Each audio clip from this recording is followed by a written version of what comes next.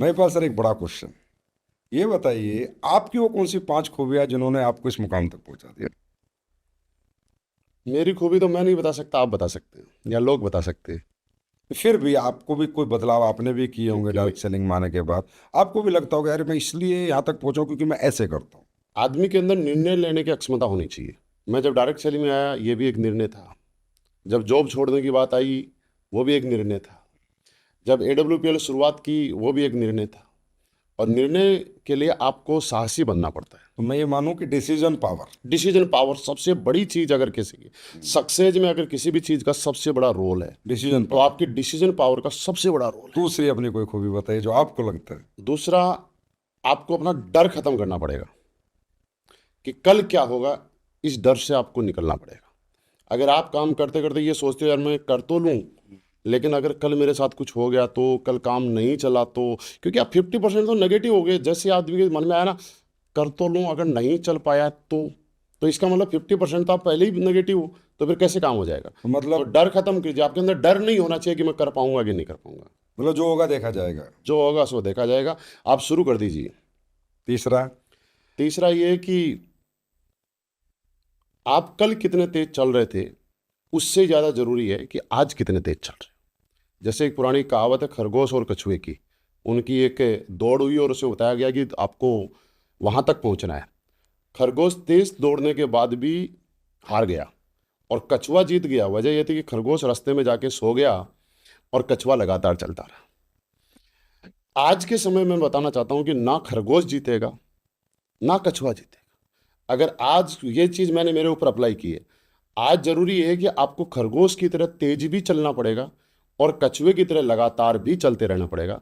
और मैं यही काम करता हूं कि मैं तेज भी चलने की कोशिश करता हूं और मैं लगातार भी कोशिश करता मतलब हूं। वो मुझे जो आज तक कोई टाइम दिन याद नहीं आता कि मैंने कभी इस बिजनेस में मेरे किसी पर्सनल काम की वजह से ब्रेक लिया हो। फोर्थ है कि मैं जिस दिन पहले दिन से आया, उस दिन से लेकर आज तक इस काम के प्रति पॉजिटिव रहा। मेरा विजन पहले दिन से क्लियर था कि मुझे जब बड़ा काम करना है, तो क्यों किसी को मौका देते हो कि आपको कोई आके मोटिवेट करे। जब सपने आपके, ज़रूरतें आपकी पूरी होनी है, ड्रीम आपके परिवार के पूरे होने हैं, तो आपको इस काबिल बनना पड़ेगा जो मैं बना, कि मुझे लगातार पॉजिटिव रहना पड़ेगा। और मैंने आज तक ये कोशिश की कि कोई, मैं ये मौका नहीं देना चाहता कि कोई आए मुझे पॉजिटिव करे, मेरी काउंसलिंग करे और मुझे ये समझाए कि आपको ये काम क्यों करना चाहिए। क्योंकि मेरा क्लियर है कि मुझे काम क्यों करना चाहिए, क्योंकि मुझे लग्जरी लाइफ स्टाइल जी नहीं है। आज के डेट में तो हम जैसे देखता हूँ, मैं भी लीडर से बात करता हूँ। बोला कहाँ बैठे हो? बोला सर एक काउंसलिंग में बैठा हूँ। बोला क्या कर रहे हो? बोला सर वो थोड़ा नेगेटिव हो गया, उसको पॉजिटिव कर रहा हूँ। तुम कहाँ बैठे हो? सर मेरी आज 4 मीटिंग है। क्या हो गया? वो सर वो थोड़ा नेगेटिव हो गया, उसको मैं पॉजिटिव कर रहा हूँ। तो बोला आपको पॉजिटिव करने की आपके अपलाइन को कभी जरूरत नहीं पड़ी? ना, कभी? जरूरत क्या है? सपने मेरे, चाहते मेरी हैं, पैसे मेरे घर में आ रहे हैं, तो क्यों? एक नौकरी वाले को कौन मोटिवेट करता है? उसको प्रमोशन लेने के लिए कौन मोटिवेट करता है? सही बात है। एक बिजनेसमैन को और बिजनेस अपना बड़ा करने के लिए कौन मोटिवेट करना है? कोई मोटिवेट एक राजनेता को बड़े पद पे जाने के लिए कौन मोटिवेट कोई करता है? मोटिवेट हर आदमी, हर राजनेता चुनाव के टाइम पे बड़ी से बड़ा टिकट लेने के लिए खुद प्रयास करता है। हर बिजनेसमैन अपने बिजनेस को बड़ा करने के लिए बैंक से लोन लेके अपने बिजनेस को बड़ा करता है। हर नौकरी वाला अपने नौकरी में और आगे बड़े पद पे जाने के लिए अपने काम के प्रति पूरी ईमानदारी से निभाता है। फिर यहाँ पॉजिटिव क्यों? महिपाल जी, अगर ये स्किल सबके अंदर डेवलप हो जाए ना, तो मैं रियली बता रहा हूँ सब ब्रांड एम्बेसडर बन जाएंगे। इसलिए हो नहीं रही है। इसलिए नहीं हो रही कि सब ना बने। हाँ, ब्रांड देख, एम्बेसडर की वैल्यू खत्म हो जाएगी फिर। मैं तो ऐसे अपने मुंह से नहीं बोलूँगा। तो 5। नहीं नहीं, वैल्यू तो रहेगी। वैल्यू रहेगी। हम्म। नहीं, पॉजिटिव रियली पॉजिटिव करने की जरूरत ही किसी को नहीं होनी चाहिए। अगर सारी जिंदगी मेरी है, फ्यूचर मेरा, सपने मेरे, मैं आपके पास बिल्कुल पूरी तरह सहमत हूँ। अच्छा, 5वीं बात बताओ। पांचवी ये कि आप किसी भी पद पे पहुंच जाओ, कितने बड़े लेवल, आप अपना रोल आपको मालूम होना चाहिए कि मैं इस रैंक पे हूं तो मेरा रोल क्या है। आपको अपना रोल हमेशा प्ले करते रहना चाहिए। आपको कभी भी अपने रोल में गैप नहीं देना है। मैंने सुना है कि आपके जितने टीम में कोर लीडर्स हैं, उनके आईडी नंबर अगर मैं अभी आपसे पूछूं तो आप बता देंगे? मतलब है 50-60 के याद, मैं ऐसे भी बोल सकता हूँ किस किस के आप। अच्छा, 50-60? तो 50-60 तो बड़ी कोर हो गई। मैं शुरू शुरू में एक और भी है, मैं एक और ऐड कर देता हूँ कि आपको आपके बिजनेस की ट्रैकिंग होनी चाहिए, पता होना चाहिए आपको रोड में क्या आपके बिजनेस में किसका क्या चला है। अगर आप किसी को हवा में मोटिवेट करे जा रहे हो कि आप ये करो और आपको उसका स्ट्रक्चर पता नहीं है, आपको उसका वीकली चेक पता नहीं है, आपको उसका क्या चेक आ रहा है, कितना रैंक में बचा हुआ है, तो आप क्या बात करोगे उससे। सही बात है। आपको आपको उसकी टीम का स्ट्रक्चर भी पता होना चाहिए, को लीडर क्योंकि कहाँ काम कर रहा हवाबाजी है। में आप बात करने ऐसा तो यूट्यूब पे बहुत सारे वीडियो मिल जाएंगे, वो भी सुन लो। अगर यूट्यूब के ऊपर वीडियो से ही कोई मोटिवेट होता तो हर आदमी डायमंड बन जाता, ब्रांड एम्बेसडर बन सही जाता। बात। लोग आपको ये पता होना चाहिए कि आपको अगले रैंक के लिए कितने एसपी बचे हुए हैं, आपके एसईओ से कितने बचे हुए हैं, एसजीओ से कितने बचे हुए हैं, आपको अगले रैंक कब तक क्वालिफाई हो जाए। ये जब आपको किसी का आईडी नंबर पता होता है तो आप हर वीक जब हमारी क्लोजिंग होती है तो उसके ऊपर ट्रैक कर सकते हो। आपकी जो पांचवी स्किल्स है वो ट्रैकिंग और मॉनिटरिंग की, मैं श्रेय दूंगा बिल्कुल। ट्रैकिंग मुझे मॉनिटरिंग। याद है वो दिन कि शुरू के अंदर मुझे अगर ऐसा लगता था कि मेरे किसी लीडर का रैंक बचा हुआ है 50 एसपी से, तो मैंने रात को 2 बजे फ़ोन करके भी उस लीडर को ये फ़ोन किया कि 50 एसपी बचे हुए हैं और आपको ये रैंक इसी वीक में करना है। ये 5 खूबियां हैं जिनका अनुसरण करते हुए आज आप इस मुकाम तक पहुंचे। बिल्कुल। तो ये बहुत बड़ा मैसेज है हर डायरेक्ट सेलर के लिए कि उसको पता चलेगा कि महिपाल सर क्राउन एम्बेसडर कैसे बने, वो कौन सी 5 खूबियां पता अपनाते चलना हैं। चाहिए पता चले। ताकि मैं आगे रैंक पे जाऊं। अच्छा। सर डायरेक्ट सेलिंग में जैसे हम देखते हैं कि बहुत से लीडर्स हैं काफ़ी एक्सपेंस करते हैं, बहुत से हैं एक्सपेंस ही नहीं करते। कुछ लोग हैं जो आते ही कहते हैं यार चेक ही नहीं आ रहा तो हम ट्रेनिंग मीटिंग में क्यों जाएं, हम फंक्शन में क्यों जाएं। कुछ लोग हैं कि कुछ भी हो जाए वो कोई ट्रेनिंग मीटिंग फंक्शन नहीं छोड़ते। तो कहीं ना कहीं डायरेक्ट सेलिंग में एक क्लियरिटी नहीं हुई अभी तक कि भाई यहाँ कितने दिन बाद पैसा आता है, कितना खर्च करना चाहिए या नहीं करना चाहिए। कुछ लोग पहले दिन से ही बचत में लग जाते हैं, कुछ लोगों के बाद 4 साल बाद भी कुछ नहीं होता। वो इसलिए होता है कि अलग अलग मेंटेलिटी के लोग आ रहे हैं। इससे ये पता चलता है कि आप कितनी बड़ी सोच के साथ आए हो। हर चीज़ का एक टाइम है, आपके बैंक अकाउंट में पैसे बचाने का भी, आपको बहुत ज़्यादा पैसे कमाने का भी, आपके पास खर्च करने का भी, आपके पास ट्यूरिंग का भी। जैसे मैंने बताया कि शुरू में हम लोग प्लान देने जाया करते थे, लेकिन आज प्लान देने के लिए जाना नहीं पड़ता। आज हजारों लोगों के एक मीटिंग हो रही है, उसमें 1 घंटे बातचीत करके हम आ जाते हैं। लेकिन ये रोल हमारा पहले दिन नहीं था और पहले दिन बड़ा आज नहीं है। उसी तरीके से यहाँ पे समय समय पे इन्वेस्टमेंट होना भी ज़रूरी है। उसके लिए अगर कोई भी ऐसी मीटिंग है जो आपकी पेड हो चाहे फ्री हो, उसमें जाना हर लीडर को अनिवार्य होता है। और ये हमारे यहाँ नहीं है, लोकसभा और विधानसभा में भी जब कोई बिल पास होता है तो पार्टी सर्कुलर जारी करती है कि सारे विधायक और लोक सांसद को उपस्थित रहना अनिवार्य है। वो तो बहुत बड़े लोग हैं।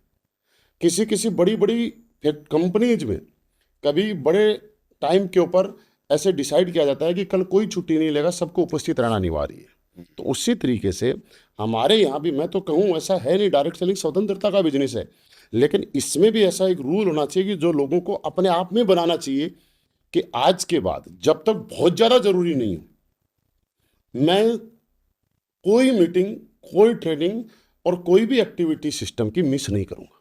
इसके पीछे वजह ये कि कितनी ही बड़ी पावर हाउस हो, कितनी ही बड़ी लाइन हो, चाहे वो 11,000 की हो चाहे 33,000 की, कितना ही बड़ा पावर हाउस हो, जो लाइट जल रही है, इसको कहीं ना कहीं से तो एनर्जी चाहिए।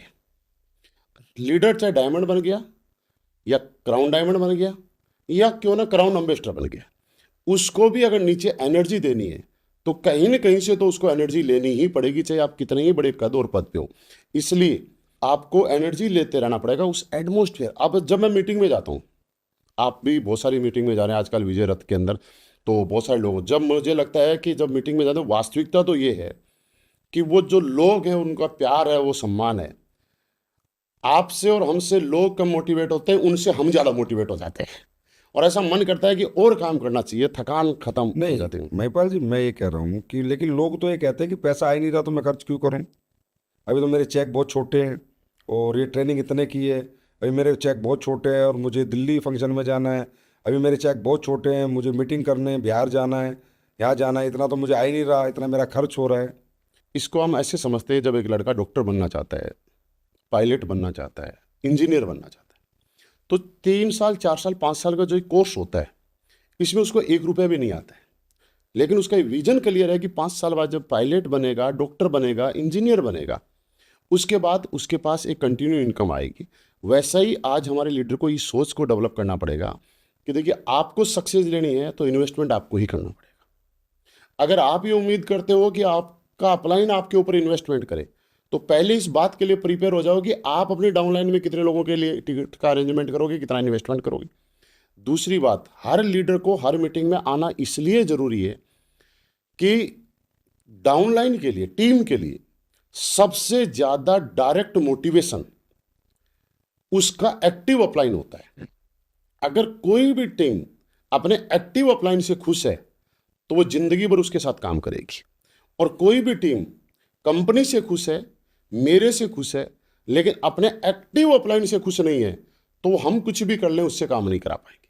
और ये प्रेरणा तब वो लीडर दे पाएगा जब वो अपनी उपस्थिति हर मीटिंग में दिखाएगा।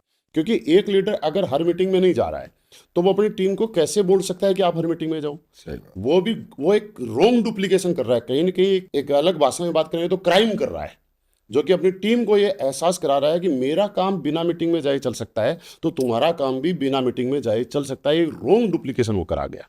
तो महिपाल सर 5 साल तक कैसे संयम रखे व्यक्ति कि भाई पैसा तो 5 साल बाद आएगा, अच्छा पैसा तो मैं 5 साल बाद कमाऊंगा, अभी तो बड़ा कम कम पैसा आ रहा है, और इस कम पैसे के आने की वजह से जो मेरे घर के भी बेसिक नीड्स है वो भी फुलफिल नहीं हो रही। कोई ऐसा तरीका बताओ ना कि मैं 5 साल संयम भी रख लूँ और ये जो मेरी बेसिक नीड्स है ये मैं पहले महीने या 2-3 महीने में पूरी करने लगूँ। ऐसा कोई तरीका बताओ ना। देखिए सर, इसका एक आसान सा तरीका मैं बताना चाहता हूँ। एक कोई भी लीडर आया, आज ज्वाइन किया, उसको आसान सा तरीका है कि आप एकदम से लीडर नहीं बनेंगे, एकदम से आपकी टीम नहीं होगी, एकदम से टोपाज होकर 1.5 लाख रुपए का चेक नहीं आ रहा है। लेकिन हाँ, एक तरीका कर सकते हो, आप आज से ही कंपनी के प्रोडक्ट के बारे में पूरी जानकारी लें और जो भी हमारे डेली यूज के प्रोडक्ट हैं ये अपने परिवार, अपने दोस्त और अपने रिश्तेदारों को ज़्यादा से ज़्यादा यूज कराने की आदत डाल दें। आपके पास हमेशा इतने प्रोडक्ट होने चाहिए कि आप किसी के पास भी जाओ तो प्लान देने की जरूरत ना पड़े, लेकिन आप प्रोडक्ट दे के आओ। उससे क्या होगा कि आपका एमआरपी और डीपी का जो डिस्काउंट है 20%, चाहे आप 20% मत दो, 10% दो या 20% दो, वो आपकी मर्जी है, लेकिन एक साइड से तो आपका छोटा सा चेक आ रहा है, उससे मैनेज हो जाएगा। दूसरी साइड एमआरपी और डीपी के बीच का जो डिफरेंस है, इससे आप अपने आप को सर्वाइव कर लोगे, जिससे कि आपको किसी मीटिंग की भी दिक्कत नहीं आएगी और अपने परिवार को भी मैनेज करने में दिक्कत नहीं आ पाएगी। तो शुरुआत में एक लीडर को प्रोडक्ट बेस और लीडर बेस दोनों को मिक्स कर लेना चाहिए, जिससे कि उसको इस समस्या से छुटकारा मिल सकता है। मतलब आप ये कह रहे हो कि एक तरफ से वो कस्टमर क्रिएट करे, एक तरफ से नेटवर्क क्रिएट बिल्कुल। करे, तो जब दोनों होंगे तो कुछ पैसा कस्टमर से आएगा, कुछ पैसा नेटवर्कर से आएगा। और जो कस्टमर से आएगा वो पैसा उसका परमानेंट होगा, परमानेंट। क्योंकि यूज डेली एक आदमी किसी भी परिवार में डेंटोडोक कर रहा है, वो गैप नहीं दे रहा है। तो जब गैप नहीं दे रहा तो कस्टमर आपने अगर क्रिएट किए तो वो पैसा आपको जिंदगी भर आएगा। और एक फ्रेशर जैसे शुरू में आता है तो उसके अंदर इतनी स्किल्स भी नहीं होती है, और लेकिन प्रोडक्ट की स्किल्स में तुझे डेंटोडोक टेस्ट कराना है, तुलसी पिलानी है। तो बहुत सही बात आज आपने बताई कि अगर किसी भी व्यक्ति को डायरेक्ट सेलिंग में फ्यूचर कैरियर बनाना है तो शुरू में आके वो यूज़र बने, यूज़र बेल्ट क्रिएट करे, क्योंकि उसमें बहुत बड़ी स्किल्स नहीं चाहिए, पूरा प्लान नहीं देना, अपने प्रोडक्ट के परमानेंट यूज़र क्रिएट करके वहाँ से कुछ इनकम करे और साथ साथ डायरेक्ट सेलिंग करके लीडरशिप करके लीडरशिप वाली नेटवर्क मार्केटिंग करे और नेटवर्कर क्रिएट करे और दोनों को लेके चलेगा तो वो 4-5 साल बाद जो उसका बहुत बड़ा मुकाम आने वाला है वो 4-5 साल का संयम रख पाएगा। बिल्कुल। सबसे अच्छा ये है कि अपनों के घर में जो प्रोडक्ट हैं उनको AWPL के प्रोडक्ट से रिप्लेस कर दें।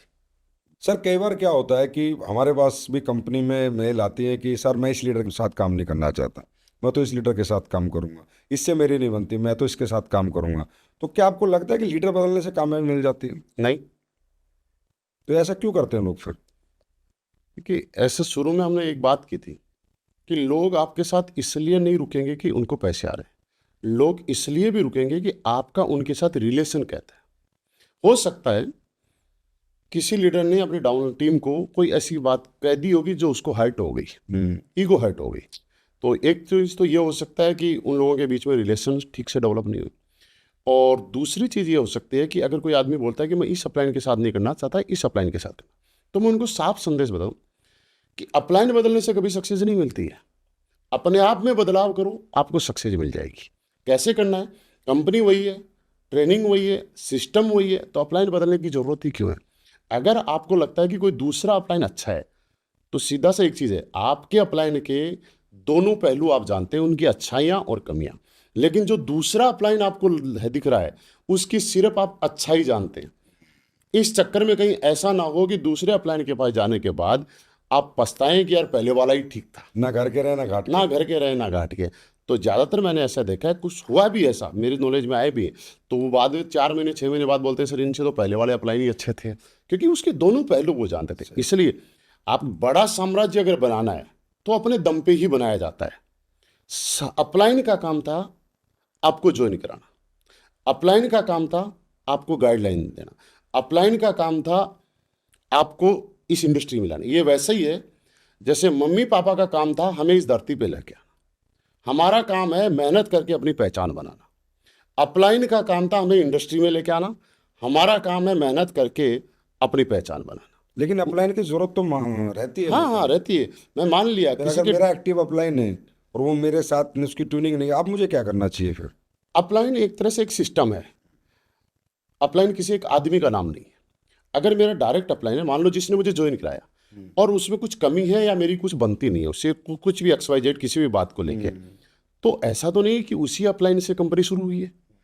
उसके अपलाइन में भी कोई अपलाइन है, उनके अपलाइन में भी कोई अपलाइन है, उनके अपलाइन में भी कोई अपलाइन है। तो आप किसी भी ऐसे अपलाइन से जिनके साथ आपकी ट्यूनिंग अच्छी है उनके गाइडलाइन में रह के आप काम कर सकते हैं। आपको काम क्या करवाना है, बड़ी मीटिंग होती है, बड़ी मीटिंग में अब हमारे IG स्टेडियम में शो होते हैं, वहाँ पे मैं भी हूँ आप भी हैं, सही बात। तो वहाँ पे 30,000 लोगों का शो हो रहा है, एक आदमी अपने 100 लोगों को लेके आ जाए, वहाँ तो उसके अपलाइन को बेचारे को स्पीच देने का मौका भी नहीं मिल रहा, वहाँ तो हमसे मोटिवेट हो रहे हैं। तो आपके एक्टिव अपलाइन की बजाय आपके स्पॉन्सरशिप में जो भी अपलाइन है, आप किसी भी अपलाइन की गाइडलाइन लेके काम कर सकते हैं। लेकिन आप भ्रमित होकर ये ना सोचें मैं वहाँ चला जाऊँगा वहाँ चला जाऊँगा, तो आप ना इधर के रहेंगे ना उधर के रहेंगे, आप एक ना एक दिन इस इंडस्ट्री से आउट होने के लिए मजबूर हो जाएंगे। बिल्कुल सही है। वैसे मेरा तो ये एक बड़ा एक्सपीरियंस रहा है, लेकिन आज मैं वो नहीं बता पाऊंगा, लेकिन कभी वक्त आने पे बताऊंगा कि मैंने ज़िंदगी में एक ऐसा समय आया कि मुझे बोला कि अपलाइन बदल लो, मैंने नहीं बदला तो मैं यहाँ पहुंचा। अगर बदल लेता तो शायद आज मैं इस इंडस्ट्री में नहीं होता। बस लोगों के लिए इससे बड़ा मैसेज नहीं होता। तो ये बहुत बड़ा मैसेज है। सर, कुछ लोग जब कामयाब कहीं नहीं हो पाते तो उन्हें कहीं अपलाइन में प्रॉब्लम लगती है, प्रोडक्ट में भी लगती है, पे आउट में भी लगती है, कंपनी में भी लगती है। फिर बात करते हैं कि हम कंपनी बदल लेंगे तो हम कामयाब हो जाएंगे। फिर उनसे पूछा जाता है यार ये बहुत बेहतर कंपनी है, इसे बदल के, तो वो कहते हैं महिपाल सर ने भी तो बदली है, आपने भी तो बदली है, और बहुत सारे लोग हैं वो भी तो बदल के आके कामयाब हुए। तो क्या ये मतलब आपको कहाँ तक सही लगता है कि कंपनियां बदल के कामयाब होते हैं या किसी सही प्लेटफॉर्म पे जाके कामयाब होते हैं? नहीं, मैं इसको ऐसे बोलना चाहूँगा, कंपनी बदल के कामयाब नहीं होते। अगर कंपनी बदलने से कामयाब होते तो मैं सच बताऊं, मैं ऐसे बहुत सारे लोगों को जानता हूं जिन्होंने पिछले 20 साल में 22-22 कंपनियों में काम कर रखा है और आज भी कंपनी ही बदल रहे हैं और आगे भी बदलते ही रहेंगे। इसका मतलब कंपनी बदलने से सक्सेस मिलती है तो वो लोग सक्सेस होते हैं। और ऐसा मैं नहीं, जितने लोग इस वीडियो को सुन रहे हैं वो भी जानते हैं ऐसे बहुत सारे लोगों को जिन्होंने अपने जीवन में डबल डिजिट में कंपनियां चेंज किया। नहीं, कोई किसी ने 8 बार 10 बार 12 बार, तो सारी कंपनियां गलत नहीं हो सकती। अब लोगों ने बोला महिपाल सर ने भी तो चेंज किया। मैंने कंपनी बदली नहीं है, मैंने अपग्रेड किया है। अपग्रेडेशन और बदलना दो चीजें होगी। मैं अगर किसी अपलाइन से नाराज होके, कंपनी से नाराज होके या पर्सनली ईगो को लेके मैं किसी भी ऐसी कंपनी में चुनाव कर लिया जिस कंपनी का ना प्रोडक्ट अच्छा है, ना लीडरशिप अच्छी है, ना कोई सिस्टम है, ना कोई बिजनेस प्लान का कैलकुलेशन है और ना ही कोई मैनेजमेंट अच्छा है, ना कोई डेवलपमेंट की वहाँ प्लानिंग है, तो फिर वो आपका निर्णय गलत हो सकता है। मैंने क्या किया, मैंने ये किया कि मैंने अपने आप में अपग्रेड किया। मैंने अपग्रेडेशन के साथ उस कंपनी का चुनाव किया जिसका प्रोडक्ट बेहतर, पे आउट बेहतर, सिस्टम बेहतर, लीडरशिप बेहतर, एक अच्छा विजन, तब जाके मुझे सफलता मिली है। अगर कोई ये बोले कि कंपनी बदलने से सफलता मिली है, नहीं, एक अपग्रेडेशन में मैंने काम किया है।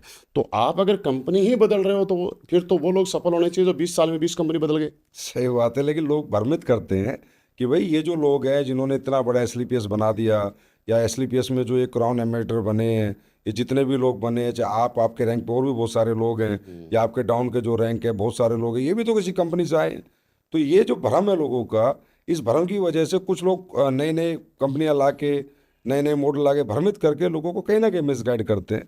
तो उनके लिए ये सही मैसेज है जो आपने दिया है कि आपको मिसगाइड नहीं होना है, आप जाइए, बेहतर में जाइए, बेस्ट में जाइए, बिल्कुल। और बेहतर में जाइए। यूज नहीं होना है। यूज नहीं होना है लोगों के बुलावे में आके, बहकावे में आके। आपको जाना है, अगर कंपनी बदलनी है और आपको लगता है इस कंपनी में मेरा करियर नहीं है, तो आप फ्यूचर को लेके कोई बेहतर में जाइए, अपग्रेडेशन में जाइए, डिग्रेडेड में तो मत जाइए। तो ये बिल्कुल सही बात है। ये एक ऐसी मैच्योरिटी है जो हिंदुस्तान के हर एक कंपनी के हर एक डायरेक्ट सेलर को होनी चाहिए। कंपनी बदलते हुए इस चीज़ को आधार नहीं बनाया जा सकता कि आज से पहले जो क्राउन एम्बेसडर है वो भी किसी कंपनी में थे। इसको आधार नहीं बनाया जा सकता। महिपाल जी, मैं ऐसे ऐसे बड़े बड़े लीडर्स को जानता हूँ, मैं ही नहीं जानता, डायरेक्ट सेलिंग का हर एक व्यक्ति जानता है, जिनके डंके बजते थे, जिनके नाम से डायरेक्ट सेलिंग में बातें होती थी, आज वो इस कंपनियों स्विच के चक्कर में घर बैठे हैं। इससे ही आपका एक डिसीजन आपको पहचान दिला भी सकता है और एक गलत डिसीजन आपकी पहचान खत्म भी डाल कर सकता सकता है। तो ये बड़ा सेंसिटिव डिसीजन होता है जिंदगी का। है। नहीं, उसके पीछे एक वजह और है, मेरा जो मानना है। कहीं ना कहीं वो लोग इस संयोग और सिस्टम की सक्सेस को अपनी सक्सेस समझ बैठे। क्योंकि आदमी जब सफल होता है तो ऐसा नहीं है कि वो अपनी वजह से हो रहा है, उसमें बहुत सारी चीज़ों का रोल है। 10% रोल है खुद का, 90% रोल है सपोर्टिंग चीज़ों का। मेरे पास जैगुआर है, मैं आगरा ताज एक्सप्रेसवे से जाऊंगा तो 2 घंटे में पहुंच सकता हूँ। सही बात। लेकिन मथुरा वाले जो पुराना हाईवे उससे जाऊंगा तो मुझे 4 से 5 घंटे लगेंगे। अब मेरी गाड़ी में तेल भी है, गाड़ी की कैपेसिटी भी अच्छी 200 में चल सकती है, मैं कंट्रोल भी कर सकता हूँ, ड्राइवर भी वही, गाड़ी भी वही, तेल भी वही। एक रोड पे गया तो 2 घंटे में पहुंच गया, दूसरे से 8 घंटे में पहुंच रहा हूँ। तो इसको मतलब मैं ये नहीं ले सकता कि मेरी ड्राइविंग अच्छी है, रोड मैं का सपोर्ट। इसका भी नहीं बोल सकता कि मेरी कार अच्छी है। वो संयोग बना सबका, वो सफलता हुई। और कई लोग गलती क्या करते हैं, इस संयोग को अपनी सफलता समझ लेते हैं कि मैं वजह मैं हूँ, श्रेय खुद ले लेते। सरे खुले। ये आदमी की बहुत बड़ी गलती है। श्रेय नहीं लेना चाहिए, सरे तो कभी श्रेय हमेशा ऊपर वाले को देना चाहिए। सिस्टम का है, वो संयोग बना हुआ है। सर एक बात और बताइए कि ट्रेनिंग और एजुकेशन सिस्टम का कितना रोल है सफलता के लिए? सारा रोल ही ट्रेनिंग और एजुकेशन सिस्टम का ही है। आप किसी भी चीज़ में जाइए, बिना एजुकेशन के तो ना कोई डॉक्टर बन पाया, ना पायलट बन पाया, ना इंजीनियर बन पाया, तो डायमंड कैसे बन जाएगा? अच्छा। सबसे बड़ा रोल ही इसी चीज़ का, आपको सीखना पड़ेगा। या तो लोग ट्रेनिंग मिस कर देते हैं।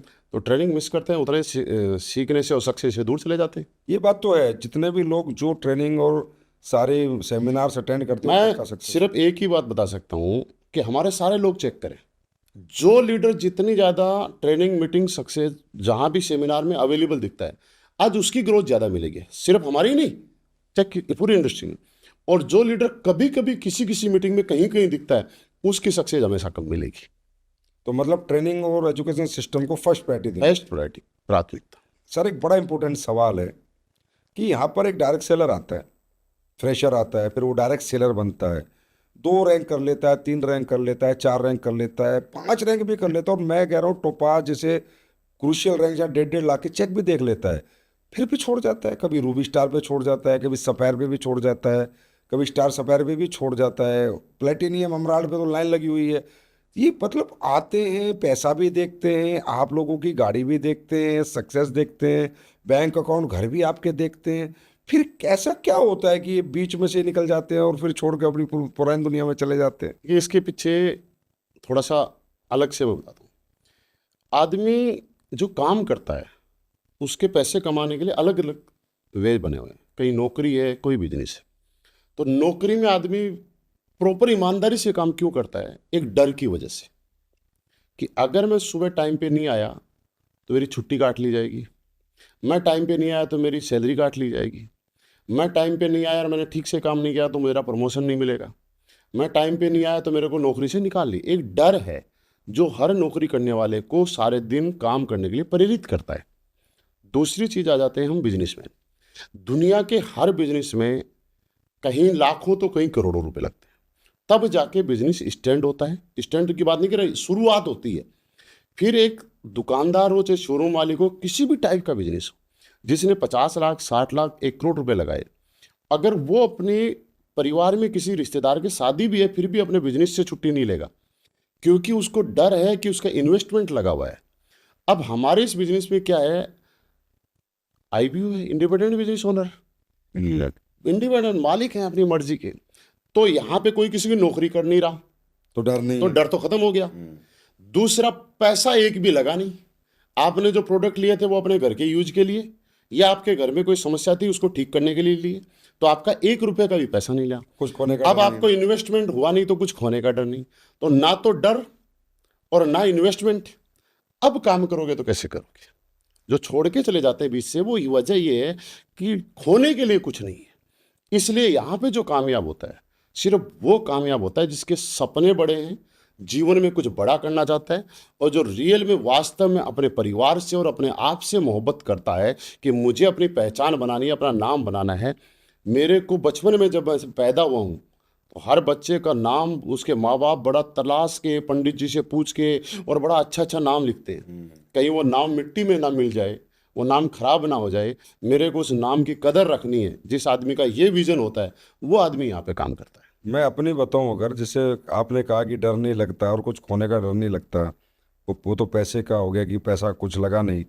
मुझे बड़ा डर लगता था, क्योंकि मुझे लगता था इज्जत का डर, क्योंकि पूरे मार्केट और समाज को पता चल गया था, इवन माँ बाप को भी कह दिया था मैं कुछ करके दिखाऊंगा। और मुझे 24 घंटे डर सताता था, और आज भी सताता है कि यार अगर कुछ नहीं हुआ तो लोग मजाक उड़ाएंगे, और बस मैं मजाक नहीं बनना चाहता। बस वो इमेज का डर था, बस मेरा पैसा डर, और वो नहीं था। मेरा तो मजाक ना बनना, बस या तो आना नहीं था, या तो कहता था उखली में सिर देना नहीं देना था, नहीं था। नहीं तो फिर मुसल से काटना, फिर चाहे कितनी मेहनत हो, चाहे कितना ही काम हो, मजाक बन जाते। क्योंकि परिवार, रिश्तेदार, बुआ, फूफा, मामा सब जानते थे भाई ये लड़का करोड़पति अरबपति जैसी बातें करता है। नहीं तो मैं मजाक नहीं बनना चाहता था, मेरा तो सही में डर था। मुझे तो आज भी डर लगता है, और मैं आज भी इतना सिंसियर इसलिए हूँ कि आज भी मैं कल मजाक नहीं बनना चाहता। बिल्कुल। तो शायद यही तो आपके ये अंदर सब भी। सबके लिए जरूरी है ये। तो ये ऐसी इमेज आपके अंदर भी आती होगी कि यार बिल्कुल। मजाक ना बन जाए। हाँ, डर लगता है। हाँ, बाकी तो ये डर होना चाहिए बाकी तो आदमी दस कि हजार लोग क्या कहेंगे अगर मैं कामयाब नहीं। तो लोगों ने बोले फिर शुरुआत ही क्यों की थी? बाकी तो आदमी 10,000 15,000 में गुजारा कर रहा है। गुजारा करने वालों की तो कोई वो लिमिटेशन तो थोड़ी। बिना 10-15 हज़ार वाले गुजारा तो सबका ही हो रहा है। इमेज खोने का डर होना चाहिए। इमेज, जैसे हम बात करें कि आज अंबानी साहब, अडानी साहब, ये पैसों के लिए काम थोड़ी कर रहे हैं। इनके पास तो इतने पैसे हैं कि इनकी 70 पीढ़ी भी ब्याज ब्याज खाएंगी तो नहीं खा पाएंगी। सही बात है। तो ये वास्तव में जो काम कर रहे हैं आज देश के लिए काम कर रहे हैं। ये वास्तव में जो काम कर रहे हैं अपनी इमेज और पहचान को बरकरार रखने के लिए काम कर रहे हैं दिन रात। और ये कहीं ना कहीं हमसे तो बहुत कई गुना ज्यादा काम कर रहे हैं। फिर भी एक नेटवर्कर कितने साल में कामयाब हो जाता है आपके हिसाब से? एक नेटवर्कर को अगर वास्तव में अगर उसको लगता है कि कामयाब मुझे होना है तो 4 से 5 साल तक आपको समर्पण भाव से यहाँ पे देना पड़ेगा। क्योंकि इस दुनिया में हर चीज़ की एक टाइमिंग रखी हुई है। जैसे डॉक्टर बनना है तो 4-5 साल आपको देना ही पड़ेगा। इंजीनियर बनना है तो 3-4 साल देना ही पड़ेगा। अगर आपको वोट का अधिकार आपको चाहिए तो भी 18 साल आपकी उम्र होनी ज़रूरी है। इससे पहले आप वोट नहीं दे सकते। हमारे देश में शादी करनी है तो लड़की और लड़के की उम्र भी फिक्स की हुई है कि इससे पहले शादी अगर कर दी तो बाल विवाह माना जाएगा। उसी तरीके से 4 से 5 साल हमारा भी यहाँ पे 4 से 5 साल अगर आप नहीं देते हो तो फिर आप कैसे कह सकते हो कि मैं सक्सेस हूँ? आपको ये फिक्स करना पड़ेगा आज कि मुझे अगले 5 साल तक यहाँ पे सिंगल माइंड होके और समर्पित भाव से काम करना है। 5 साल का मेरे हिसाब से बहुत बड़ा पीरियड नहीं है, क्योंकि यहाँ पर तो 5 साल बाद कहीं ना कहीं पैसिव इनकम भी शुरू हो जाती है। और अगर 5 साल किसी को बड़ा टाइम लगता है तो उसके लिए मेरा एक छोटा सा संदेश है। आप अपने पिछले 5 साल देखो। हाँ, आज 2024 में 2019 से 2024 कब आ गया आप याद करो तो आपको पता चल जाएगा 5 साल कुछ भी नहीं है। आप 2024 से 2029 मत देखो, ये लंबा लगेगा। लेकिन अगर देखना है तो 2024 से 2019 के बीच की दूरी देखो, आपको लगेगा कल परसों की तो बात है। तो ऐसे ही 5 साल कल परसों में हो जाएंगे। मतलब नेटवर्किंग में कैरियर चाहिए तो भाई आपको 5 साल देने पड़े। 5 साल तो देने ही पड़ेंगे। तो आप यहाँ पर आओ, और अगर आप नहीं दे सकते तो आप जो अपने जॉब, पुराने जॉब और प्रोफेशन से उनमें ही रहो। अजय महिपाल सर, आपके अनुसार डायरेक्ट सेलिंग में अपलाइन डाउनलाइन का रिश्ता कैसा होना चाहिए? सर देखिए, मेरा मानना है, और मानना नहीं है, ये सच्चाई भी है, डाउनलाइन और अपलाइन का रिश्ता तो पति पत्नी के रिश्ते से भी अच्छा होना चाहिए। इसके पीछे वजह है, अगर किसी वजह से पति पत्नी के रिश्ते में टकराव हुआ और रिश्ता टूटा तो फर्क पड़ेगा 2 परिवारों पे, एक लड़के वाले पे और दूसरा लड़की वाले। लेकिन अगर डाउनलाइन और अपलाइन के रिश्ते में कभी टकराव हुआ और वो रिश्ता टूटा, और डाउनलाइन और अपलाइन के हजारों की टीम पे फर्क पड़ता है। यानी हजारों परिवार एक अपलाइन और डाउनलाइन के अच्छे रिश्ते की वजह से आबाद भी हो सकते हैं, वो तो होंगे ही, और एक अपलाइन और डाउनलाइन की लड़ाई की वजह से, एक खराब रिश्ते की वजह से हजारों ऐसे लोग जो कल को जीवन में कामयाब हो सकते थे, उनकी कामयाबी होने के रास्ते बंद भी हो सकते हैं। इसलिए अपलाइन और डाउनलाइन को रिश्तों में हमेशा बहुत ही ज़्यादा प्यार होना चाहिए। ये प्यार होना चाहिए कि आपके बच्चे को अगर कहीं दर्द हो रहा है तो आपको एहसास हो या ना हो, लेकिन अगर आपकी डाउनलाइन को कोई दिक्कत है तो बिना बताए आपको पता होना चाहिए। ये इतना अच्छा रिलेशन होना चाहिए, आपकी डाउनलाइन आपके सानिध्य में ये महसूस करे कि अपने पापा से भी ज़्यादा वो वहाँ पे कंफर्ट फील करे, और आपका अपलाइन जब आपके साथ काम करे तो उसको ऐसा लगे कि मेरी डाउनलाइन मेरे बच्चों से भी ज़्यादा आज्ञाकारी है। तो और ये रिश्ता एक तरीके से नहीं होगा।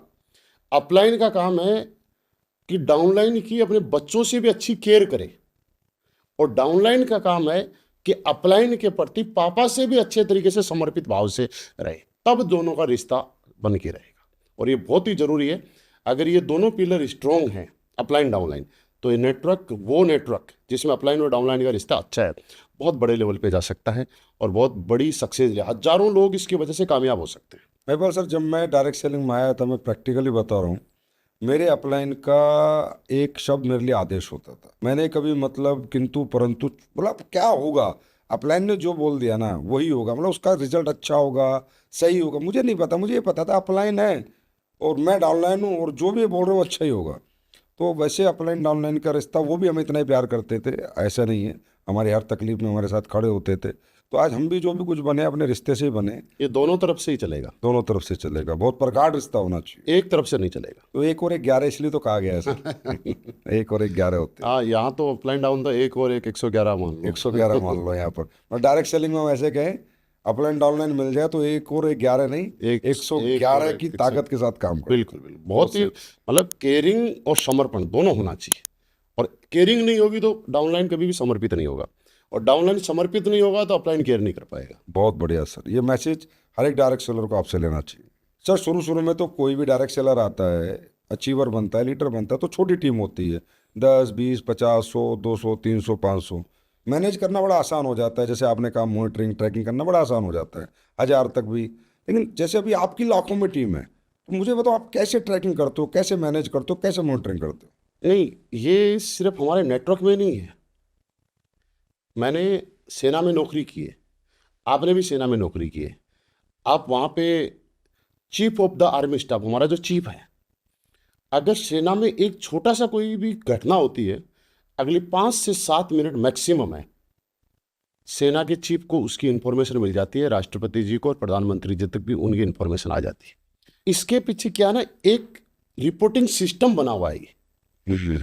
वहाँ पे अब जो सिविलियंस है वो तो शायद इस बात को ना समझे।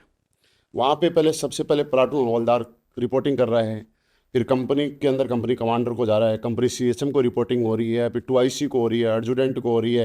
मतलब ये आर्मी के, सेना के शब्द हैं, लेकिन उनके through chief of the army staff, core commander, due commander, सबको तुरंत ये रिपोर्टिंग सिस्टम।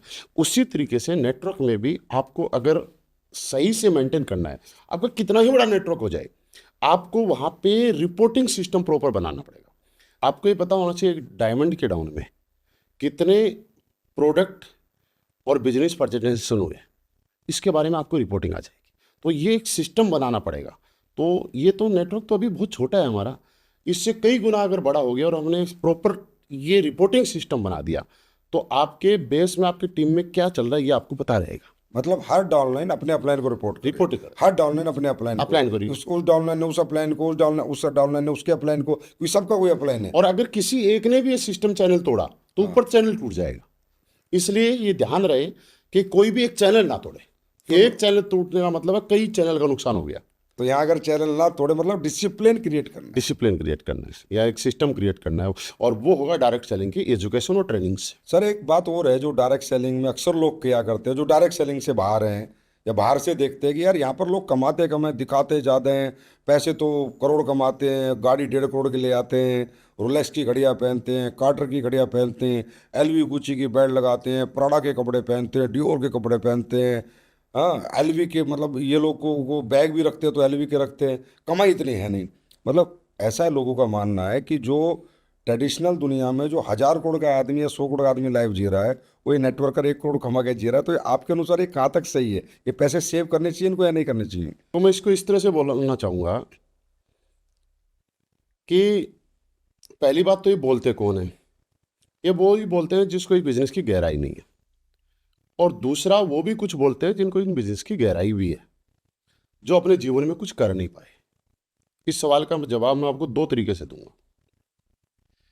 पहली बात तो दिखावे करने की बात करते हैं, ब्रांड की बात करते हैं, तो सवाल ये है कि आप अगर दिखावा नहीं कर रहे हो, ब्रांड को यूज नहीं कर रहे हो, तो फिर आपसे सवाल ये है कि पैसा कमाया क्यों? तो जवाब आएगा, पैसा बच्चों के लिए जोड़ के रखा। तो मैं कहता हूं, पूत सपूत तो क्यों धन संचय, और पूत कपूत तो क्यों धन संचय। मैंने ऐसे बहुत सारे लोग देखे, आपने को तो मेरे से ज़्यादा कई गुना अनुभव है, कि जिनके पापा ने पूरी जवानी, पूरी जिंदगी बेटे के लिए बड़े बड़े असेट्स बनाने में लगा दी, और जब वो बेटे को हैंडओवर करने की टाइम आया, तो बेटे ने अपने पापा को बोला, पापा मुझे आपके बिजनेस में इंटरेस्ट नहीं है, मैं अपने दम पे कुछ करना चाहता हूँ। उस टाइम उस पापा को एहसास हुआ 70 साल की उम्र में कि आखिर मैंने पूरा जीवन खराब करके ये प्रॉपर्टी एसेट्स क्यों बनाए। और उसके बेटे, मैं नहीं कहता खराब किया, उसके बेटे ने हो सकता है पापा से भी बड़ा काम किया और करेगा भी। इसलिए पूत सपूत तो क्यों धन संचय, पूत कपूत तो क्यों धन संचय। तो आज आप जो पैसा कमा रहे हो, ये सिर्फ और सिर्फ पैसा कमाने, वो शुरू में हमने बताया, जरूरतें पूरे करने के लिए नहीं कमा रहे हैं, हम तो शौक पूरे करने के लिए कमा रहे हैं। और मैं तो कह रहा हूं कि हम लोगों को इतनी मेहनत करनी चाहिए कि दुनिया में अगर कोई ब्रांड बना है तो वो हमारे लिए ही बना है। अगर हम उस ब्रांड का सुख नहीं भोगेंगे तो कौन भोगेगा।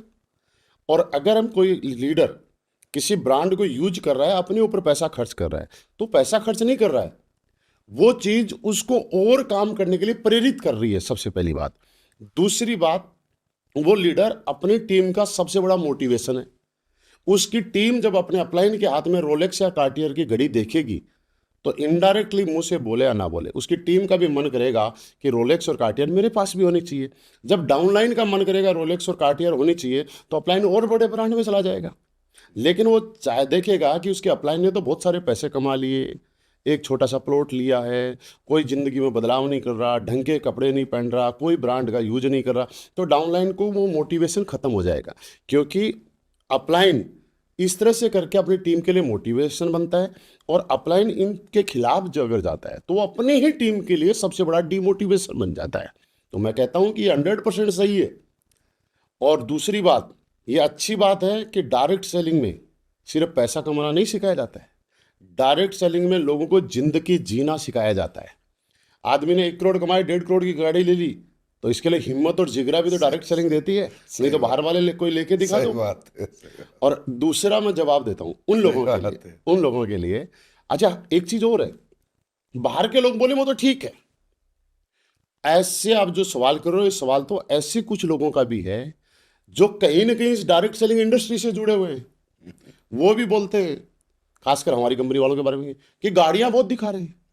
तो हम कहते हैं भाई साहब, अगर तुम में दम है तो आप दिखा दो गाड़ी। अब आपके पास गाड़ी है ही नहीं तो दिखाओगे क्या? सही बात। अब ये क्यों? मैं आज बोलता हूं कि मैं गाड़ियां दिखाता हूं, और डंके की चोट पे बोलता हूं मेरे टीम में 250 गाड़ियां हैं, लग्जरी गाड़ियां।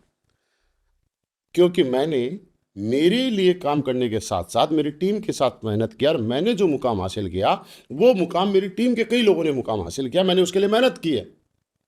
लेकिन कोई ऐसा लीडर जो सिर्फ स्वार्थी है, जिसने खुद तो गाड़ी में आ गया, लेकिन उसकी टीम का तो कोई गाड़ी में आया ही नहीं, तो वो किसको बताएगा मेरी टीम में इतनी गाड़ियां हैं? तो ये डायरेक्ट सेलिंग में कोई लोग जो इस इंडस्ट्री में भी बोलते हैं ना, उनका जवाब है, भाई साहब आपने अपने लिए किया, आप ये बताइए ना अपनी डाउनलाइन और अपनी टीम के लिए, जो लोग आप पे विश्वास करके आए थे, उनके लिए क्या किया? नहीं देखिए महिपाल जी, सबका अपना अपना मत हो सकता है, अपनी अपनी समझ हो सकती है, लेकिन मेरी समझ ये कहती है कि जब खर्चे बढ़ेंगे तो इनकम अपने आप बढ़ेगी। इनकम बढ़ेगी, मतलब जब वो अपनी आदमी- टीम को आप प्रेरित कर रहे हो। जब एक व्यक्ति 25,000 की टी शर्ट पहनेगा तो उस लायक भी बनेगा, उतना कैपिंग जल्दी लगाएगा, ज़्यादा पैसे कमाएगा, 4 आईडी चलाएगा कि वो उसका मेंटेन रहे। क्योंकि इंसान एक बार तो स्टैंडर्ड मेंटेन कर लेता है ना, फिर उससे डिग्रेड नहीं करता, चाहे उसे किसी इतनी मेहनत करनी पड़े, जितना मैंने अपने जीवन में सीखा है। तो मैं इसको ऐसे समझता हूँ, ये तो हर टी शर्ट, हर जीन्स, हर रोलेक्स, हर कार्टियर अपने आप में एक मोटिवेशन है जो 24 घंटे मेरे साथ रहता आपको काम करने के लिए प्रेरित करेगी, है, हमेशा प्रेरित। आपको मेहनत करने के लिए प्रेरित करेगी। क्योंकि एक बार जिस जिंदगी को आपने जी लिया, उससे नीचे जाओगे नहीं, और उससे नीचे नहीं जाओगे तो आपको काम करना पड़ेगा, आपकी टीम आपसे मोटिवेट होगी। तो ये तो सबसे अच्छा पॉइंट है। और इससे तो कहीं ना कहीं हमारे देश का यूथ, नौजवान जो बड़े बड़े शौक रखता है, वो इंस्पायर भी होगा कि आज जैसे 25 साल का बच्चा कोई गाड़ी लेके घूम रहा है, BMW, मर्सिडीज, तो उससे कहीं ना कहीं हमारे देश में परसेप्शन भी डायरेक्ट सेलिंग का अच्छा जाएगा। इसी से चेंज होगा। मैंने कितना बड़ा बंगला बनाया उससे नहीं जाएगा, मैं लाइफ कैसी जी रहा हूँ इससे ही परसेप्शन बदलेगा। जो हम बात करते हैं ना परसेप्शन बदलने की, मेरा बंगला देखने सारी दुनिया नहीं आएगी, लेकिन जो मैं वियर कर रहा हूँ, जो गाड़ी में चला रहा हूँ, वो सब देखेंगे। नहीं, बंगला भी बनेगा, एक वक्त आएगा, एक टाइम आएगा तब बंगला भी बनेगा, सब होंगे, बंगला भी लग्जरी होगा।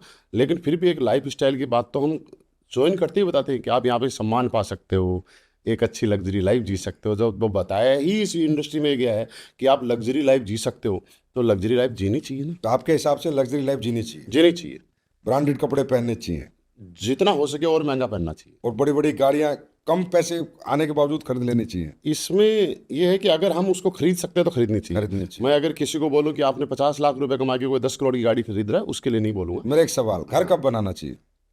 घर एक आदमी को तब बनाना चाहिए जब उसके पास कुछ पैसा एक्स्ट्रा में रखा हो, मतलब अपने बिजनेस के लिए एक्सपेंस जो लग रहा है वो उसके पास हो, उसके डेली यूज़ का खर्चा उसके पास बढ़िया आ रहा हो, अपनी टीम को मेंटेन करने के लिए कभी किसी को ज़रूरत पड़ेगी, टीम में कोई मुश्किल में है और उसकी मदद करने के लिए कुछ पैसा उसके पास है और एक्स्ट्रा पैसा रखा हुआ है, तब अपना घर बनाना चाहिए। इसके पीछे एक वजह भी है। गाड़ी जल्दी क्यों लेनी चाहिए? पहली बात तो गाड़ी पूरे मार्केट में आदमी लेके जाता है तो अपनी टीम को मोटिवेशन देता है कि मेरे अपलाइन ने गाड़ी ली है, मैं भी गाड़ी लूँगा। दूसरा, गाड़ी कभी भी आपको डिस्टर्ब नहीं करती है। आप शोरूम में गए और लेके आ गए, एक ही दिन लगा। लेकिन अगर घर बनाओगे, आप बोलोगे मैं बिल्कुल एक दिन का भी टाइम नहीं दूंगा, मैंने तो ठेकेदार को दे दिया, सारा ठेकेदार ही बनाएगा। लेकिन फिर भी ठेकेदार कभी आपके पास पेंटिंग लेके आएगा, कभी नक्शा लेके आएगा, कभी आपसे कलर डिसाइड करवाएगा, कभी बाथरूम की टाइल डिसाइड करवाएगा, तो आप बिजी हो जाओगे उसमें।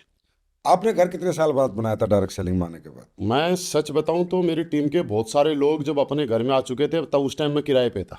मतलब वो बना चुके थे, आपने हाँ, नहीं बनाया था, तो मुझे आपने जल्दी कितने नहीं सालों थी। बाद बनाया था? दिल्ली किराए में मैं रहता था और उसके बाद में मैंने 2020 में अपने घर में शिफ्ट किया है। आई थिंक मैं उस टाइम अम्बेसडर रैंक पे था। एम्बेसडर रैंक पे फिर आपने घर बनाया? यस, अम्बेसडर रैंक पे था। अपनी पसंद का अच्छा घर बनाया। आज भी जब मैं घर में रहता हूँ मुझे बड़ा सुकून आता है और मुझे लगता है कि मैंने लेट बनाया लेकिन अच्छा बनाया। अच्छा घर बनाया। अच्छा महिपाल सर, ये बताइए, शुरू शुरू में जब लोग आते हैं, छोटे रैंक होते हैं, तो अपलाइन को पूरा फॉलो करते हैं, सारी बात सुनते हैं, ब्लाइंड फॉलो करते हैं, सारी बात मानते हैं। लेकिन जैसे जैसे समय बढ़ता है, कद बढ़ता है, पद बढ़ता है, इनकम बढ़ती है, कहीं ना कहीं एरोगेंस आ जाता है, कहीं ना कहीं अपलाइन के साथ किंतु परंतु शुरू हो जाते हैं, इग्नोरेंस शुरू हो जाती है। और काफ़ी देखता हूँ, मैंने भी देखा, खासकर जो नई उम्र में अगर किसी को कुछ मिल गया है, या पहली कंपनी में मिल गया है, या बहुत छोटी उम्र में, एक अलग तरह का एक घमंड और वो आ जाता है कि भाई जो भी कुछ हूँ मैं ही हूँ। फिर एक समय पर वो उसी अपलाइन को इग्नोर भी करता है, उसकी बात भी नहीं मानता है, सिस्टम को भी नहीं मानता है, अपना सिस्टम डेवलप करने की कोशिश करता है, अपनी बातें बताने की या समझाने की या मनवाने की ज़्यादा कोशिश करता है। तो ये ऐसा चेंज क्यों आ जाता है? जबकि रैंक बढ़ने से, मैं किसी के साथ आया और मेरा रैंक बढ़ा, तो मेरे को तो उसके प्रति और श्रद्धा आनी चाहिए, और ज़्यादा भक्ति भावना आनी चाहिए कि यार मैं कुछ नहीं था, इस व्यक्ति के साथ आके 2 करोड़ कमा लिए, 1 करोड़ कमा लिए, 5 करोड़ कमा लिए, तो मेरी तो श्रद्धा बढ़नी चाहिए। श्रद्धा घटती क्यों है सर? ये मुझे इस डायरेक्ट सेलिंग में, मतलब ये मैं जानना चाहता हूँ आपसे, और दुनिया भी जानना चाहेगी। सर ये है ना बहुत ही सीरियस सवाल है और ये ज़्यादातर लोगों पे लागू होता है। ज़्यादातर लोगों का ऐसा नेचर बन जाता है। शुरू में क्या होता है, एक टोपाज ने एक फ्रेशर को प्लान दिया, एग्जाम्पल से बताता हूँ। तो टोपाज और फ्रेशर के रैंक में थोड़ा गैप है। थोड़े दिन के बाद में ऐसा वाकया बनता है कि वो टोपाज भी ब्लू डायमंड या ब्लैक डायमंड होता है और तब तक वो फ्रेशर भी ब्लू डायमंड या ब्लैक डायमंड हो जाता है। तो पहले जो रैंक का 5-6 रैंक का जो गैप था, कहीं ना कहीं एक तो वो कम हुआ, तो उसको लगा कि वो मेरा अपलाइन भी ब्लैक डायमंड, मैं भी ब्लैक डायमंड।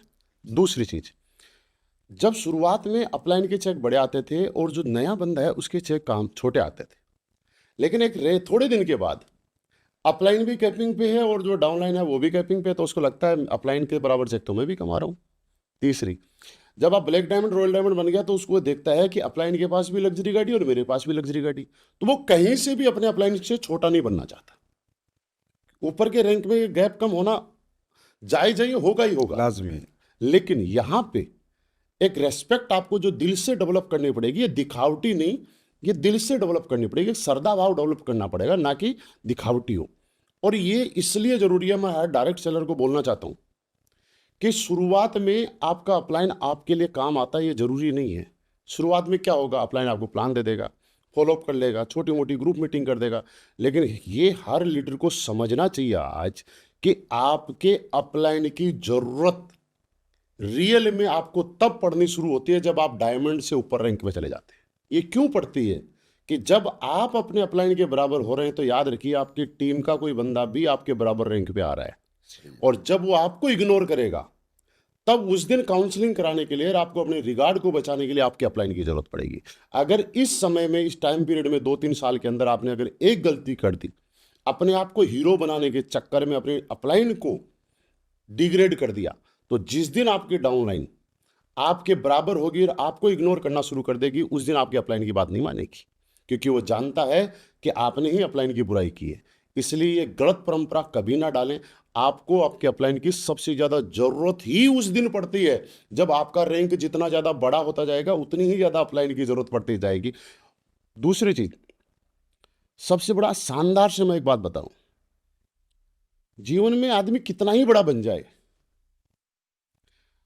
डीएम बने, पीएम बने, सीएम बने, लेकिन अपने पापा का पापा कभी नहीं बन सकता, सही। चाहे उसका पापा किसी भी रैंक पे हो। उसी तरीके से आप किसी भी रैंक पे कितना ही बड़ा अचीवमेंट आ जाए, अपलाइन का अपलाइन कभी नहीं बन पाओगे, और ना ही पापा का पापा बनने की कोशिश करना और ना ही अपलाइन का अपलाइन बनने की कोशिश करना। अगर ये दोनों ही काम किए तो आपके लिए नुकसानदायक है। मैं महिपाल जी इसको ऐसे समझता हूँ कि अपलाइन एक सिर्फ मुझे ट्रेनिंग देने के लिए, सेमिनार करने के लिए, टूर देने के लिए, शो में आने के लिए नहीं बना। अपलाइन का जो सबसे इम्पोर्टेंट और मेजर रोल था ना मेरी ज़िंदगी में, वो था मेरा विज़न डेवलप करना, मेरी सोच बढ़ाना। मेरे जो भी अपलाइन आज तक डायरेक्ट सेलिंग में रहे हैं महिपाल सर, आज भी उनके मैसेज मेरे पास है, मैं उन्हें मैसेज करता हूँ। वो मेरे पूजनीय कल भी थे, आज भी हैं, जबकि मैं उनकी कंपनी में नहीं हूँ, उनके साथ नहीं हूँ, उनसे दूर हूँ। आज तक मेरी जबान से उनके प्रति एक अपशब्द नहीं निकला, ना निकल सकता, क्योंकि मालूम है 1 लाख की पेंट क्या होती है वो मैंने उन्हें पहने हुए देखा था। रोलेक्स की वॉच 15 लाख की होती है, मैं रोलेक्स और वॉच 15 लाख की मैंने उनसे सुना था। मर्सिडीज ऑडी क्या होती है उन्होंने मुझे बैठ कर घुमाया था। 5 स्टार होटल में कैसे जाते हैं, कैसे खाते हैं, उन्होंने मुझे सिखाया था। और मैं हर उस व्यक्ति को जीवन में महान मानता हूँ, पूजनीय मानता हूँ कि यार मेरी सोच जिसने बढ़ाई है उससे बड़ा इंपॉर्टेंट व्यक्तित्व तो मेरे जीवन में कोई है ही नहीं, हो ही नहीं सकता। और वो तो अप्लाई नहीं है ना। उन्होंने बंद सोच को बड़ा सोच बना दिया। तो इसलिए श्रद्धा मेरे हिसाब से आप बढ़नी चाहिए, जितने बड़े हो जाते हो आपके श्रद्धा भाव उतना ही बड़ा होता रहना चाहिए। होता रहना चाहिए। और ऐसा कभी हो नहीं सकता कि अगर आप अपलाइन को डिग्रेड करोगे तो आपकी टीम ज़्यादा इज्जत करना शुरू कर देगी। सर जो बोगे वो वो काटो। बोओगे वो काटो। आपने अगर गलत डुप्लीकेशन कर दिया तो टीम में एक दिन इतना गलत डुप्लीकेशन हो जाएगा कि आप इसको कंट्रोल नहीं कर पाओगे। ये सीखना यहाँ पे चाहिए, आपको सेंस डेवलप करना पड़ेगा, समझ डेवलप करनी पड़ेगी। ये सीखना चाहिए हर एक डायरेक्शन में। हाँ, और एक चीज़ एक छोटे से उदाहरण से समझाऊं, है देश का कोई नेता कितना ही बड़ा बन जाए, उसको बड़ी से बड़ा सभा कराने के लिए अपना अपलाइन तो चाहिए। आज हमारे देश में योगी जी जितना कद्दावर मुख्यमंत्री कोई नहीं है, लेकिन योगी जी को भी अपनी मीटिंग कराने के लिए, रैलियां कराने के लिए उनके एक अपलाइन आते हैं, मोदी जी उनको बुलाना ही पड़ता है। बुलाना है। तो जब उनको बुलाना पड़ता है तो हम तो इतने बड़े लेवल पे कहाँ जाएंगे। इसलिए अपलाइन का रोल हमेशा था, है और रहेगा। महिपाल सर मैं कुछ पर्सनल सवाल आपसे पूछूंगा।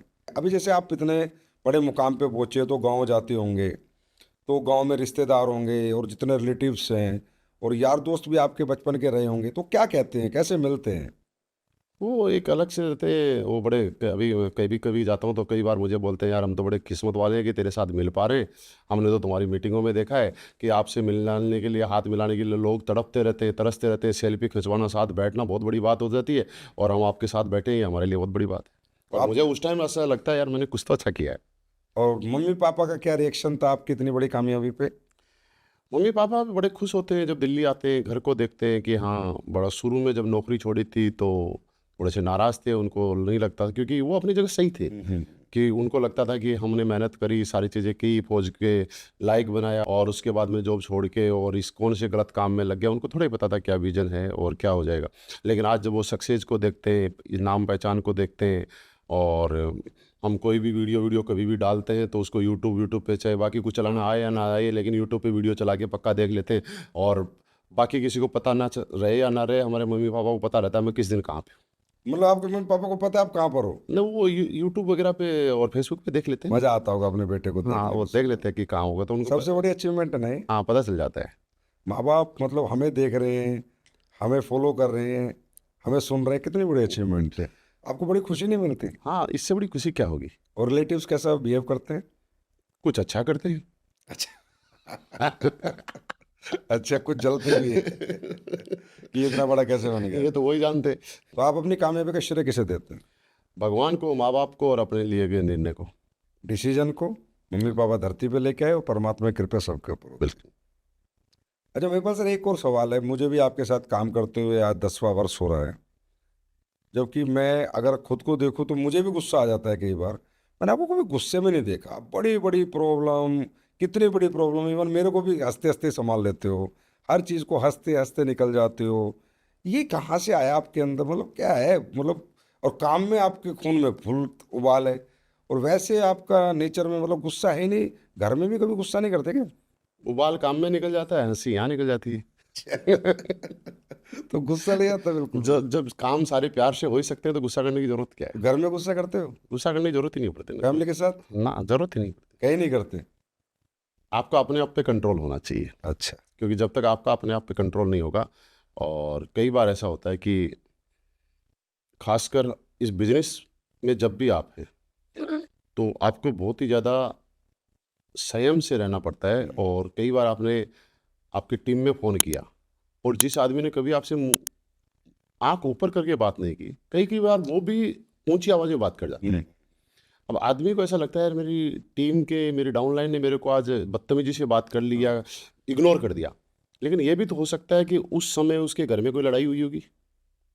ये भी तो हो सकता है कि उसके घर में कोई घटना हुई होगी, किसी और का गुस्सा किसी आप पे निकल रहा सही हो। बात। तो आपको उस टाइम थोड़ा सा संयम बरतना पड़ेगा कि ऐसा हुआ तो यार ये हमेशा से, ये 6 महीने में कभी कुछ नहीं किया तो आज क्यों करता है। उस टाइम अपने आप को कंट्रोल करना है, और मैं अपने आप को कंट्रोल में रखता हूँ। मुझे लगता है गुस्सा करने से कुछ होगा नहीं ना। एक कहावत है, चीज़ें खराब हो सकती हैं, अच्छी नहीं हो सकती।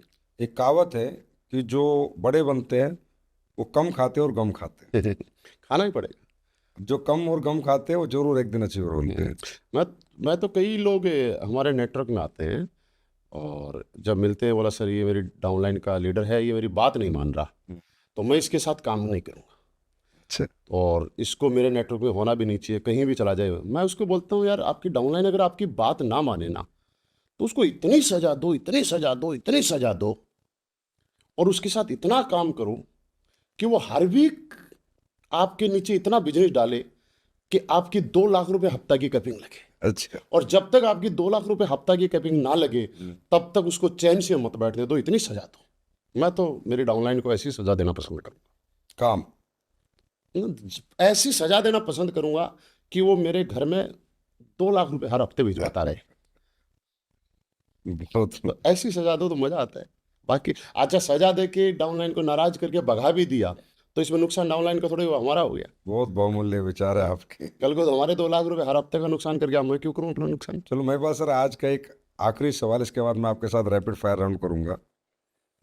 अरबपति कब तक बन रहे हैं? बने जाएंगे, आप थोड़ी देर में बना दोगे। नहीं, मैं तो नहीं बनाऊंगा, आपकी मेहनत बनाएगी। नहीं, वो इसलिए मैंने बोला कि अभी विजय रथ में आपने, और पिछले दिनों थाईलैंड में जब हमारी एनिवर्सरी थी तो आपने अगले वाले रैंक खोल दिए, तो फिर कंफर्म हो ही गया ना, बनेगी। फिर भी कब तक बन जाओगे? हिंदुस्तान को डायरेक्ट सेलिंग का अरबपति कब तक मिलेगा? असली बेस वेलनेस जैसे दमदार प्लेटफॉर्म और दमदार टीम है, तो मुझे बोलते हुए 1% भी हिचकिचाहट नहीं है कि 2027 में जब हम स्टेज पे टेस्टिमनी दे रहे होंगे तो हम बिल्कुल कह रहे होंगे हमने 1 अरब रुपए कमा चुके हैं।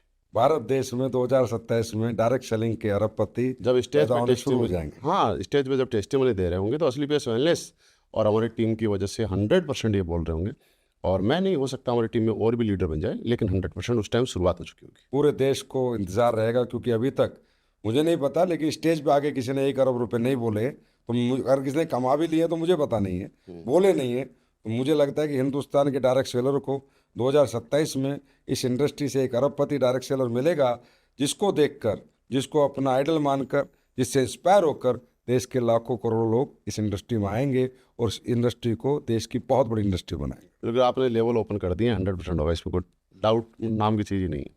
महिपाल सर, अब आप आने वाले समय में कह रहे हैं मैं अरबपति बन जाऊंगा 2027 में, और इतने सालों से आप काम कर रहे हैं, तकरीबन 2007 से 20 साल हो जाएंगे, तो आप फिर रिटायरमेंट कब लेना चाहेंगे, आराम कब करना चाहेंगे? आराम और रिटायरमेंट की कहाँ बात कर रहे हैं सर?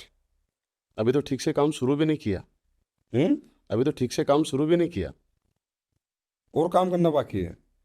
हमने कमाया ही क्या है? जब हम बड़े बड़े लोगों को देखते हैं और उनकी तरफ देखते हैं तो ऐसा लगता है हमने तो ज़िंदगी में अभी तो कुछ किया ही नहीं है। अभी तो हमारी ठीक से शुरुआत भी नहीं हुई है। अभी रिटायरमेंट और रेस्ट की बात ही कहाँ थी? तो आप हमेशा काम करते रहेंगे? मतलब अभी तो शुरुआत भी नहीं हुई ठीक से। कितनी उम्र तक काम करते रहेंगे? जब तक भगवान सांसें बख्शे रखेगा। जब तक काम करते रहेंगे? हाँ बिल्कुल। तो इसका मतलब तो आपके साथ जो भी लोग हैं उनका कैरियर, उनका फ्यूचर एकदम सुरक्षित है कि बिल्कुल उनका मानता क्लाइंट आखिरी सांस तक काम करने की बात कर रहा है। सफलता एक यात्रा है, कोई मंजिल नहीं है। और वैसे इस मुझे यात्रा पे लगातार चलते जाना है। वैसे मुझे किसी ने कहा था कि जैसे लोग कहते हैं फ्री हो जाओ फ्री हो जाओ, तो एक आधी बार मैंने भी कोशिश करी कि भी घर रहूं तो घर खाने को दौड़ता है। तो मुझे किसी ने कहा कि मैं तुम्हें ना अगर गोवा छोड़ दूं और 4 दिन कहूँ कि रोज बीच पे जाओ रूम में आओ तो तुम 4 दिन में बोर हो जाओगे। हाँ बिल्कुल। इस जिंदगी में इंसान के पास जब तक काम है ना तब तक वो जी रहा है। जिस दिन काम खत्म हो गया उसे ऐसा लगेगा जैसे वो मर गया। किसी समझदार आदमी ने मुझे बताया। और ये मैंने देखा कि हम रोज काम करते हैं ना दिन बड़ा अच्छा जाता है, बिल्कुल। और जिस दिन काम नहीं होता ना वो दिन सबसे बोरिंग जाता है। जिस दिन काम नहीं होता वो दिन आपकी पहचान खत्म कर रहा है। सही बात। आप जिस दिन काम कर रहे हो वो दिन आपकी पहचान को बढ़ा रहा है। और जिस भी दिन आप काम नहीं कर रहे हो कहीं ना कहीं आपकी पहचान को कम कर रहा तो मतलब महिपाल सर पूरी जिंदगी की आखिरी सांस तक डटे रहेंगे? है। वैसे थोड़ा थोड़ा फ्री हो गया हूँ मैं। अच्छा। क्योंकि मेरा मानना अलग है। फ्री होने का मतलब मेरा ये है कि मुझे अगर कोई कार खरीदनी है और मुझे बजट ना देखना पड़े, ये मैं मानता हूँ फ्री होना है। मेरे को अगर कोई जूते खरीदने हैं, घड़ी खरीदनी है, कपड़े खरीदने हैं, मुझे सिंगापुर जाना है, विदेश यात्रा करनी है, होटल में बुकिंग करनी है और मुझे उस टाइम बजट ना देखना पड़े, मैं मानता हूँ ये मैं फ्री हूँ। और यही फ्री होना होता इकोनॉमिकली आप फ्री हो है। चुके वही होता है फ्री होना। अब घर में सारे दिन सोते रहना फ्री थोड़ा थोड़ी है। हैं। फ्री होने का मतलब है कि आपका मन किया कि आपको जैगवार लेके आनी है, आप लेके आ गए। फ्री होने का मतलब है कि आपको बिजनेस क्लास से कहीं जाना है, आप चले गए। फ्री होने का मतलब ये है कि आपको किसी महंगे ब्रांड के कपड़े लेके आने हैं, जूते लेके आने हैं, मोबाइल लेके आना है, आप लेके आ गए। फ्री होने का मतलब है कि आपका मन गया कि सुबह यूरोप की ट्रिप पे जाना है और आपको ये ना देखना पड़े कि उसका फ्लाइट का रेट क्या है, आप चले गए। यही तो फ्री होना है। वो तो है। तो जाते जाते आपके साथ एक रैपिड फायर करना चाहूंगा। आपकी पसंदीदा जगह घूमने की कौन सी है? गोवा। आपकी खाने में सबसे प्यारी डिश? येलो दाल और तवा रोटी। कौन सा खेल खेलते हैं? बैडमिंटन। आपका फेवरेट रंग? ब्लैक। आपका फेवरेट एक्टर? अक्षय कुमार। आपकी फेवरेट एक्ट्रेस? प्रियंका चोपड़ा।